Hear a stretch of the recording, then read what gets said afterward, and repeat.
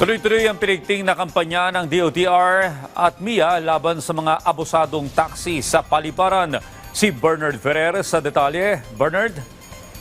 Yes, already muling pinalalhanan ng Manila International Airport Authority MIAA ang mga pasero na may libreng inter-terminal service o shuttle service sa Ninoy Aquino International Airport o NAIA. Ang libreng shuttle ay umiikot sa 3 terminal ng NAIA sa regular na agwat ng oras at madali ring matagpuan sa mga arrival bay ng paliparan. Ang paalalang ito ay kasunod ng ilang taxi driver na nananamantala umanot naniningil ng sobra sa mga paserong lumilipat lamang ng terminal. Isa sa mga naunang insidente ang kinasangkutan ng isang taxi driver na nanangil ng mahigit 1,000 pesos sa isang paserong lumipat lamang ng terminal.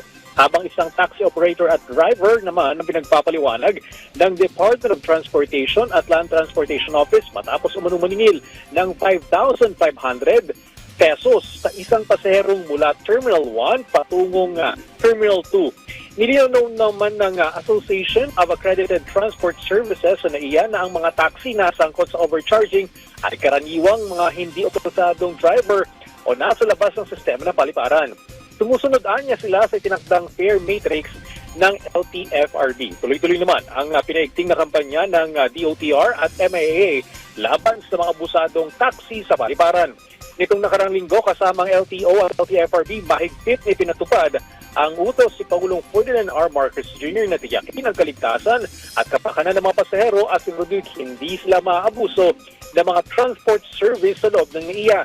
Samantala, inanunsyo naman ng LTO na isa sa ilalim na sa auction o public auction ang mga sasakyang na-impound mula noong pang 2023 at mga nakarang taon na hindi pa nakiklaim ng kanilang mga may-ari. Gaganapin ang nasabing public auction sa darating na July 17. Click si Audrey.